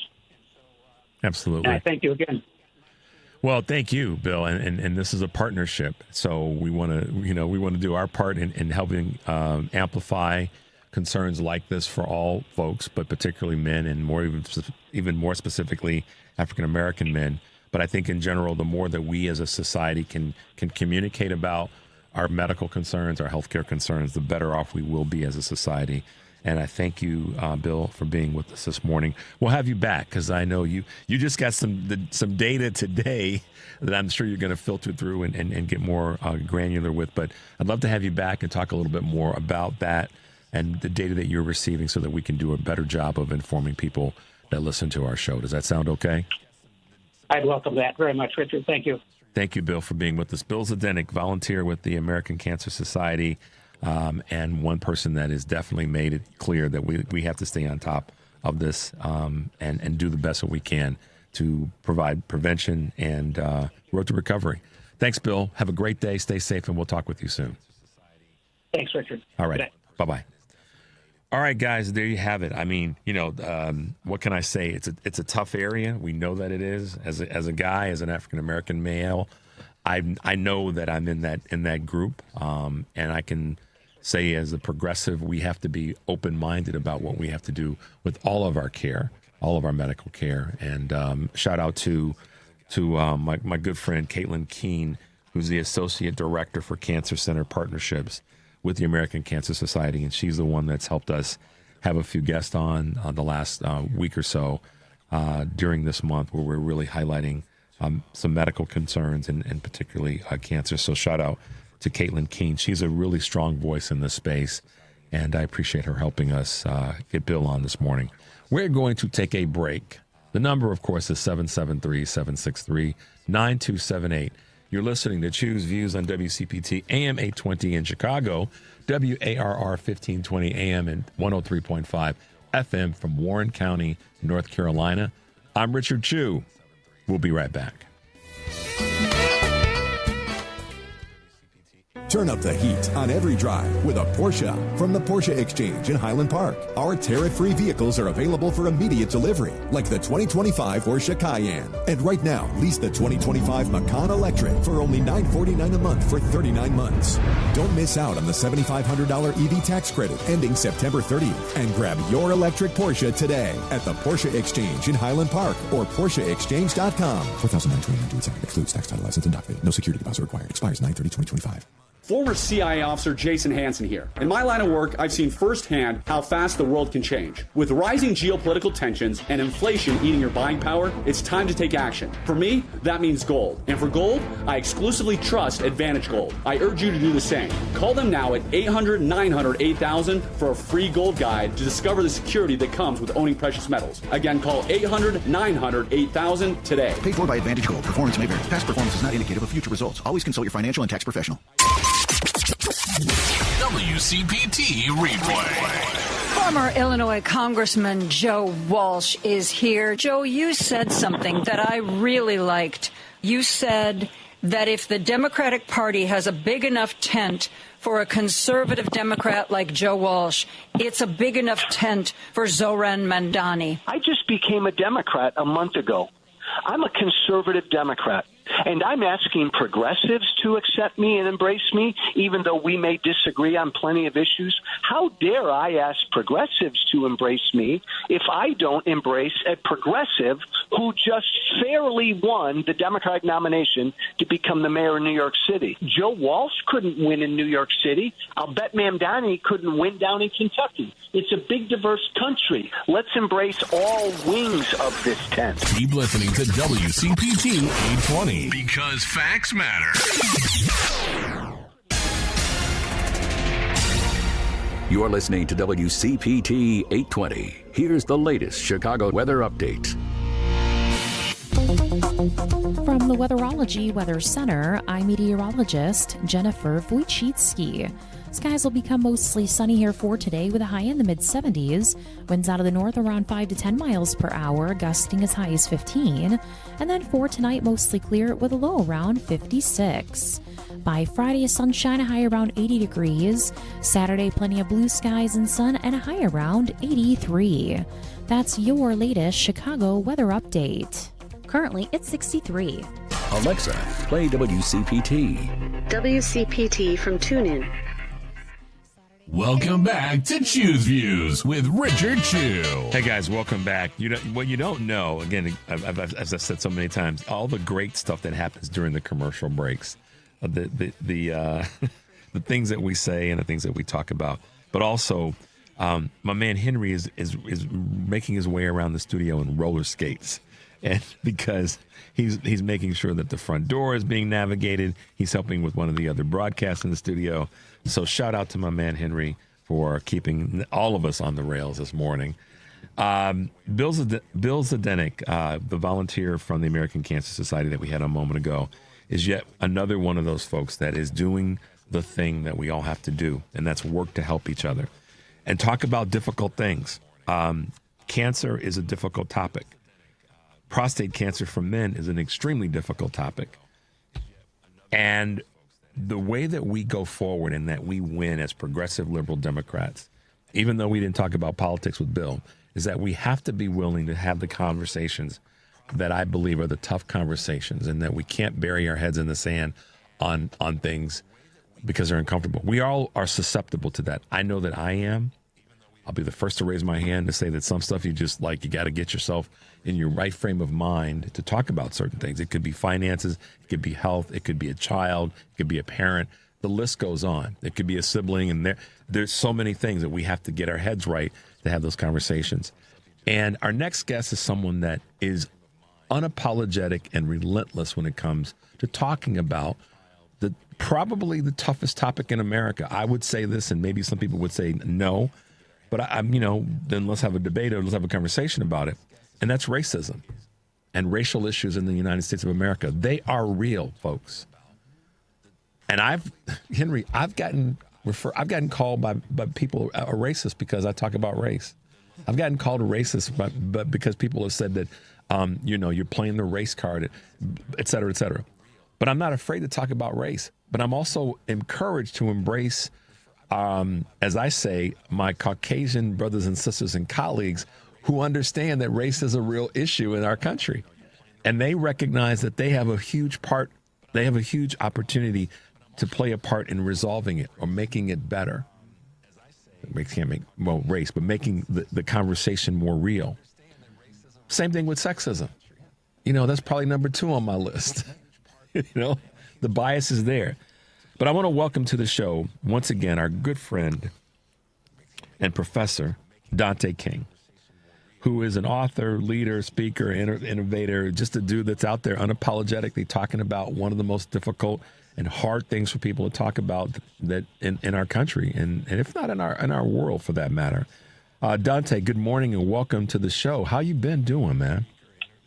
Good morning. Every time I'm on here with you and you're introducing me, I just feel like a bomb is about to go off. I don't know why, but I'm glad. You mean from me? To be here with you. You mean from me? No. Just you're talking about the one that Jesse Waters from Fox thinks should find itself to the UN building. What he said got away with it. Could you imagine if you or I were on a broadcast and we said that should happen? We wouldn't make it out the damn building. No, I wonder not why. At all. Well, but the other thing too, I think that we should explore with comments like that and that mentality, because that's just emblematic of who he is and his character. What is driving that? It's not satire. It's not sarcasm. Like it feels like that those are the true sentiments of, what he inhabits and what he embodies. And it's what drives that mentality. I mean, it's so hateful and vile. It just is, and there would be no. It's that, and it's irresponsible because there's some knucklehead out here who is going to be thinking, well, Jesse said I could do it, or it should be done, and the next thing you know, we're cleaning up rubble at one of the most amazing places in the United States of America, and that's the UN building. It is the thing. Right. What's interesting about the comment, and I appreciate you doing what you do, which is being the thinker that you are, is the irresponsibility and the hate and all the vitriol that comes with that. What really is so crazy about it, Dante, is that's a place where we all, as members of the globe, assemble to try to solve the problems that we have on this planet that we live on, and that we all can kind of come together and coalesce to solve problems. And then he makes such an irresponsibly awful statement about, that place because of a damn escalator stopping. I mean, for sure. And if I can contextualize this, like for me, there are so many layers, right? And I know I won't hit on everything that I want to say, but I will say that when we look at the founding of this country, right, being founded, the primary institution was slavery, a legal institution that carried over through the colonial period. And if you go to Thomas Jefferson's notes, President Thomas Jefferson's notes on the state of Virginia, he's writing and he's saying that we've got to get rid of slavery, but at the same time, we've got to get rid of the black people, because if we allow them to stay here, they're going to try and pay us back and declare war. And so I think we have to understand that there is an ever-present paranoia that is at the root of whiteness and white maleness in this country, and it's protected. One of the protection mechanisms, I believe, is fear. It's not fear, but it's like anger that is driven by fear. And so it drives people to be very, very hateful, because not only do white people believe that they have, geopolitical enemies that are around the world, but also if you look at, for example, the 1839 Security Act, and it was passed in, I think, South Carolina. That law required white men to carry guns to church because black people made up the majority of the population within that colony. And so there were insurrections, and white men became not only incensed, but extremely fearful. And so they passed a law that required white men it was the Stono Rebellion, I believe, or a few weeks before. Anyway, but they passed that law to require white men to carry guns at church. Think about the level of paranoia that drives people to, not only do you need to have guns in your home, but you also now have to carry them to church. And so this relentless preoccupation with guns and gun violence, we need to connect all of these dots. These are psycho-political, psycho-economic, but also psychotic and psychopathic behaviors that we are seeing play out before our eyes. And it hasn't stopped. And when I say it hasn't stopped, and maybe a more responsible thing to say is it's escalating at a point when we need the temperatures to be dialed down.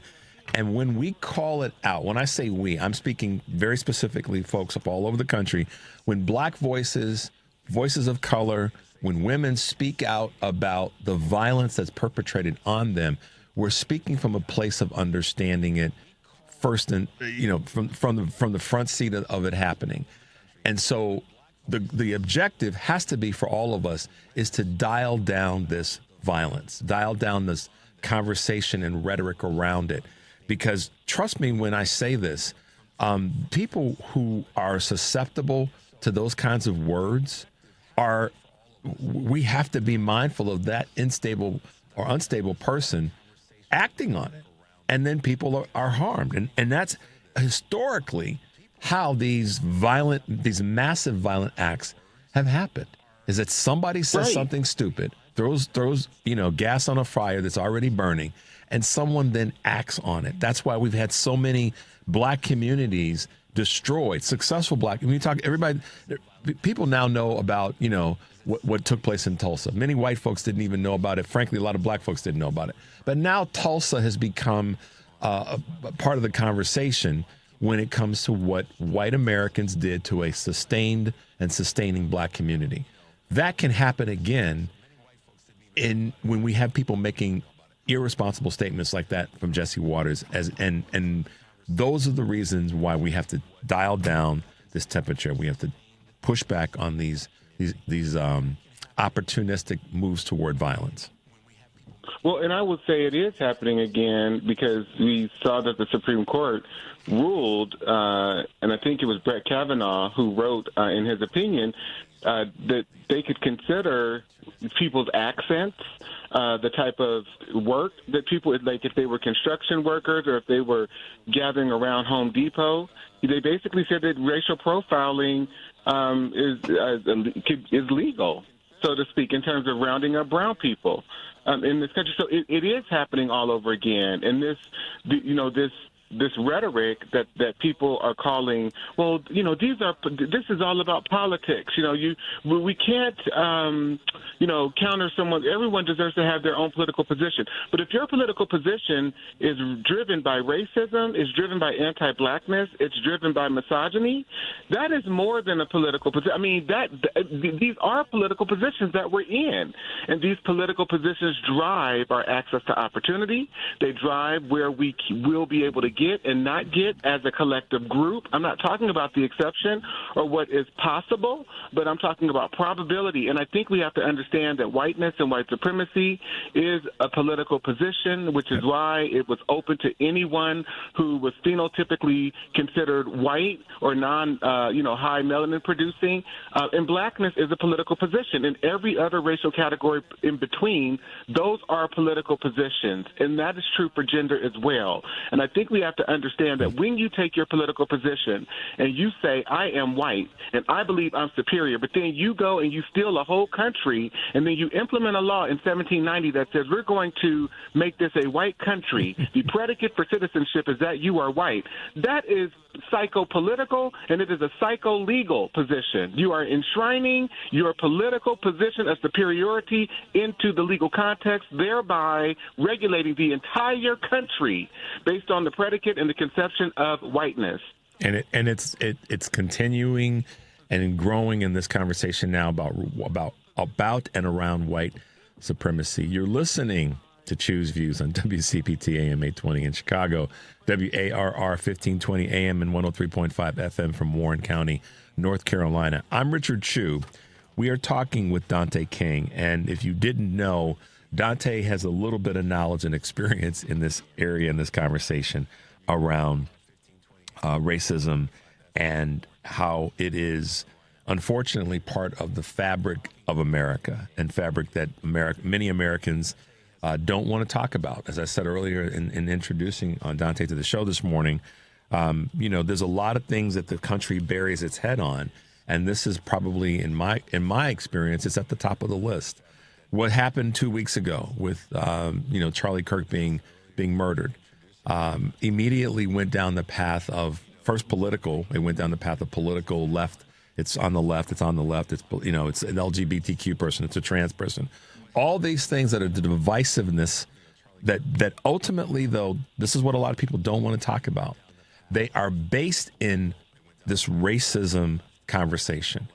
It's based in the other. It's based in they're not as good as us, meaning the white numeric majority, at least right now. And it keeps coming back anytime something happens. Our whole issue around ICE and snatching people off the street, that's around trying to maintain some sort of white European purity in the United States. Because if the question, Dante, is we're gonna deport illegals, I don't see a lot of people rolling. I don't see ICE rolling into. And I know people want to say, yeah, but Richard, I have friends from Europe that are immigrants that are scared. I don't see ICE rolling into their neighborhoods though. And if they were, then I believe that the mainstream media in America would be talking about it. But I agree. So that purity with regard to ICE right now is rampant. It's not being directed to, and to say that there's not illegal people here from quote unquote white European countries is absolute BS. Right. Canada, which is right next door, yes, people who have overstayed their visas, and they're not being sent into states or cities where there are predominantly white people. You're absolutely right. And that's true for, just law enforcement, period, in this country and the neighborhoods that they're deployed into. even though we know that, crime happens everywhere, and a lot of the crime that goes underreported. The majority of crime in this country goes underreported. And so even when we talk about high crime areas, that does not consider white-collar crime. But I wanted to, you referenced Charlie Kirk, and I think what is so profound, like a moment ago I was saying that, whiteness and white supremacy is a political position. And when I look at, for example, I'm just going to read a quote. This quote says, "If I see a black pilot, I'm going to be like, boy, I hope he's qualified. It begs the question, when you see a black pilot, you wonder, you say, I hope they are qualified." Here's another quote. "I advance it therefore as a suspicion only that the blacks, whether originally a distinct race or made distinct by time and circumstances, are inferior to the whites in the endowments both of body and mind. The first was Charlie Kirk. The second was Thomas Jefferson." That's the same political position. I know. A lot of people don't realize that. So this is why when I hear the statement that, let me back up. When the question is asked, is the United States a racist country? The answer is simple. Yes. That's what a lot of people can't get, because what happens for many, and not all, people that hear that question, that the first thing that comes to mind is, well, I'm not a racist. That's not the question we're asking. My man Henry, who runs the board for us right now, Henry ain't a racist. He's not biased. He's not all those things. He's susceptible to craziness, but he knows that we have a racist, sexist, misogynistic country. So the fix is to acknowledge and then say, okay, I'm not, but I have to be one of the people that leans into the fix and to make my life better. Those statements, I appreciate you reading them, Dante. They came from two people centuries apart, but the message is still the same. And I think that just too many people in our country are afraid to talk about it. They don't want to acknowledge it, and it just perpetuates the problem that we have right now. For sure. And when you say, right, is it a racist country? Yes. It was founded on a racial tenet for the purposes of prioritizing that particular race. It was founded by distinctly naming the key color conception of white or whiteness for the purposes of enshrining that into the legal and institutional framework. Okay, so it absolutely is a racist, right? When we hear, and I've shared this quote with you too, but Abraham Lincoln say, "I will say then that I am not nor ever have been in favor of bringing about in any way the social and political equality of the white and black races, that I am not nor ever have been in favor of making voters or jurors of Negroes, nor of qualifying them to hold office, nor to intermarry with white people." That is not just a message. That is a position. Political position. That is a position. That's a political and social position. And this is where, again, our country has got to recognize that these truths are there. These things were said, they were documented by the same people oftentimes, that the right politically in this country and the white biased leaders in this country want to say were our great leaders. I mean, when I hear this phrase, I've said this for years, about Lincoln's freed the slaves. Okay, he was the president when enslavement ended, but he didn't free the slaves, or the phrase that likes to be used. He was the president when enslavement came to an end in the massive states that we know it to have been in. But when you put more texture to it and go back to talk about what previous presidents said about, black folks, or at that time references Negroes, it speaks to the longevity of racism and bias in this country. And for people who are listening, absolutely. For people who are listening, you got to understand something. I open this segment by talking about one of the biggest problems in this country is the country spends its time too much with its head buried in the sand and doesn't want to talk about tough topics. We all have susceptibility to medical concerns. We all have susceptibility to financial concerns. And the list goes on, Dante. Racism, sexism are two things that we also all know are part of this country. And unless the country as a whole and individuals that make that up are willing to acknowledge that without taking offense to it, then we won't move forward in these two particular areas, racism and sexism. It's just not going to happen until people pull their heads out of the sand. That's right. And people won't understand the current moment we're in until they pull their head out of the sand. And I think it's so unfortunate because we really are seeing this country sort of implode because it's being run by people who are incompetent, who can't really think their way out of a paper bag. And so much of that is because this country was founded on the idea that as long as you're white and as long as you have militarism on your side, you can go around the world and bully people and you can do anything you want, right? And so this idea of superiority, which is rooted in what I term in my book, Diagnosing Whiteness and Anti-Blackness, I call it malignant narcissism, white malignant narcissism, is just kind of this relentless preoccupation with this, all I have to be is white. Yeah. Just this obsession with whiteness.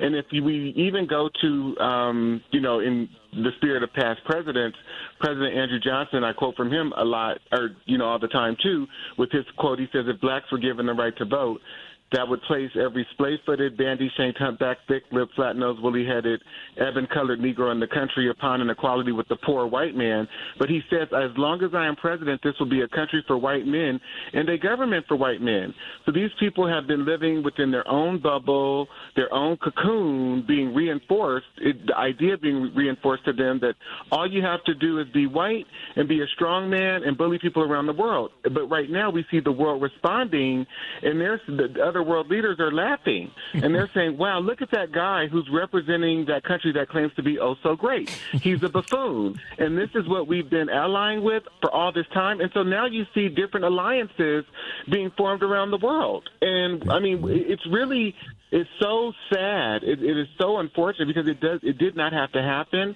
had this country really faced its sickness and its truths many, many decades ago. Yep. And most recent had been able to get out of its own doggone way and not lie that it was about the price of groceries, the price of gas, and then the other two or three things that the Republicans sold so many Americans on. And that was, it was that, but in fact, it was because it was a woman of color that would have been the leader of this country. And we would not be, listen, people can come at me all they want to on this. Facts bear it out. People got lied to. Many of them wanted to be lied to. I'm no longer saying, well, they didn't know. They got lied to because they wanted to be lied to because it eases them. It allowed them to keep their heads in the sand. But you know what happens when you have your head stuck in the sand? What's exposed? And America's behind is being exposed right now. Dante King. Go ahead, man. Sorry. Go ahead. You got something else to say. Go ahead. I was going to say, yes, a woman of color. Look at what happened with Nikki Haley when she decided to run. He went from calling her Nikki to Nimrata. Yep. They were attempting to highlight that she's not one of them. pure white. Yes. Even with the name Nikki Haley. So, man, it's always good to talk to you. It's cathartic for me in many ways, and it's probably cathartic for you in some ways as well. I hope you've been well. I hope you've been staying safe, and I look forward to having you back on sooner than later. But thanks, Dante, for being with us this morning. Thanks for your energy. Thanks for your honesty. And stay safe, brother. We'll talk soon, okay? All right. Take care. All right. Bye now. You guys can find Dante King by just Googling his name. I normally like to give folks an opportunity to remind you where you can find him. But just Google his name, Dante King, D-A-N-T-E, King. And some of his writings, in fact, all of his writings and his material is just phenomenal. It's stuff you guys want to check out. It will help you in many ways, irrespective of what your community is. If you're black, if you're white, if you're Asian, if you're Hispanic, if you're Latino, the list goes on. What he writes about in broad terms is the bias that takes place in this country, if not the world. So that's why I can say this comfortably. Yes, he writes from a perspective of a black man, and he writes from a perspective of a person that understands bias. And I think that's where the real value is and what the additional value is in what Dante does. So check him out.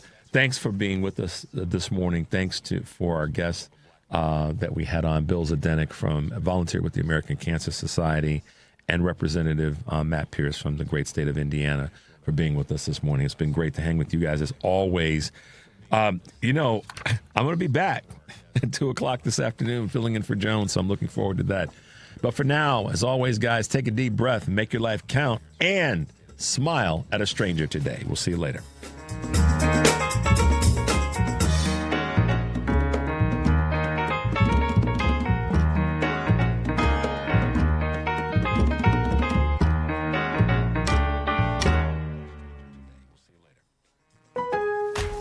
I'm Scott Hansen, host of NFL Red Zone. Lowe's knows Sundays hit different when you earn them. We've got you covered with outdoor power equipment from Cobalt and everything you need to weatherproof your deck with Trex decking. Plus, with lawn care from Scott's and, of course, Pit Boss grills and accessories, you can get a home field advantage all season long. So get to Lowe's, get it done, and earn your Sunday. Lowe's, official partner of the NFL. Drivers who switch and save with Progressive could save hundreds. With that kind of money, you could go big time. The next time you're out to dinner with friends, you can order the shrimp cocktail for the table. And maybe you'll realize it only comes with 4 shrimp after you've already given away 3, but that one shrimp will be so good. And if you switch and save hundreds, you could get shrimp all the time. Switch to Progressive and you could save big time for shrimp. Progressive Casualty Insurance Company and affiliates, not available in all states. Potential savings will vary. This is WCPT.